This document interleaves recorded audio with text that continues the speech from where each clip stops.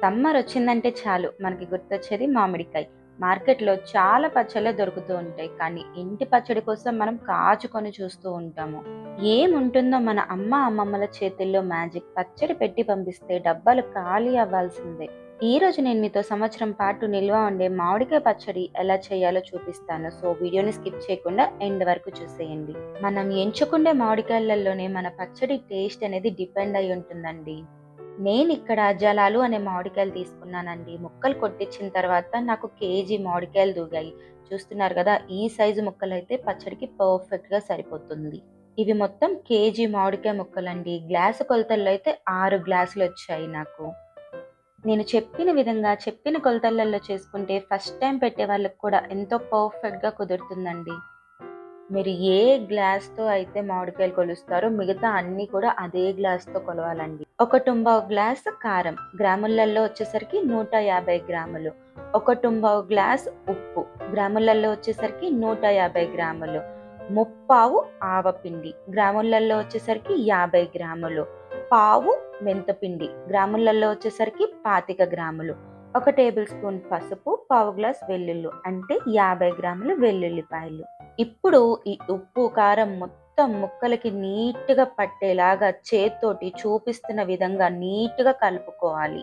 నేనిక్కడ రాళ్ళ ఉప్పు తీసుకున్నానండి. రాళ్ళుప్పు తీసుకొని ఎండపెట్టుకొని నీట్‌గా మిక్సీ పెట్టి ఆ పొడిని వేసుకున్నాను. అలాగే ఆవాలు, మెంతులు కూడా బాగా ఎండలో పెట్టి విడివిడిగా పొడి చేసుకొని వేసుకున్నాను. మీరు కూడా అలాగే చేయండి. పచ్చడి మనకి ఎక్కువ రోజులు నిల్వ ఉంటుంది. ఉప్పు, కారం ముక్కలకి బాగా పట్టించిన తర్వాత 3 గ్లాసుల నూనె అంటే 650 ఎంఎల్ ఆయిల్. నేనిక్కడ వేరుశనగ నూనె తీసుకున్నానండి. ఈ మామిడికాయ పచ్చడిలో వేరుశనగ నూనె లేదా పప్పుల నూనె వాడడం వల్ల టేస్ట్ చాలా బావుంటుంది.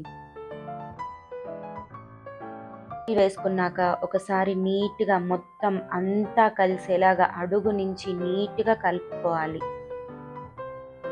నేను చెప్పిన విధంగా ఒక్కసారి ఇలా పచ్చడి పెట్టి చూడండి. ముక్క మెత్తపడకుండా సంవత్సరం పాటు ఇదే టేస్ట్ తోటుంటుంది. చూస్తున్నారు కదా!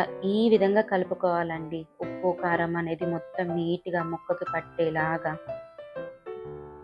ఇప్పుడు ఈ పచ్చడిని తడి ఏమీ లేని ఒక ప్లాస్టిక్ డబ్బాలో లేదా గాజు సీసాలలో ఏదైనా పర్లేదండి. తడి అస్సలు లేకుండా చూసుకోవాలి. మీరు స్టోర్ చేసే డబ్బాలలో గానీ, లేదా కలుపుకునే గిన్నెలలో గానీ, లేదా మీ చేతికి కానీ ఎక్కడ ఈ ప్రాసెస్ మొత్తంలో ఎక్కడ తడనేది ఉండకూడదండి.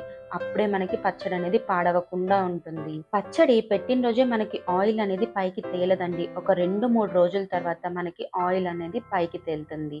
3 రోజుల తర్వాత నేను దీన్ని ఓపెన్ చేస్తున్నానండి. చూస్తున్నారు గదా! ఆయిల్ పైకి తేలింది. ఎంత బాగా తేలిందో చూస్తున్నారా? కలర్ గానీ, మామిడికాయ ముక్క గానీ ఆహా! చూస్తుంటేనే నాకైతే నోరూరిపోతుందండి. ఇప్పుడు దీన్ని మళ్ళీ ఇంకొక మిక్సింగ్ బౌల్‌లోకి వేసుకొని అడుగు నుంచి మొత్తం నీట్‌గా ఒకసారి కలబెట్టుకోవాలి. ఒక్కసారి కలుపుకున్నాక నీట్‌గా ఈ పచ్చడిని ఎత్తి పెట్టేసుకోవడమే. మీకు కావాలనుకున్నప్పుడల్లా తీసుకొని వాడుకోవడమే.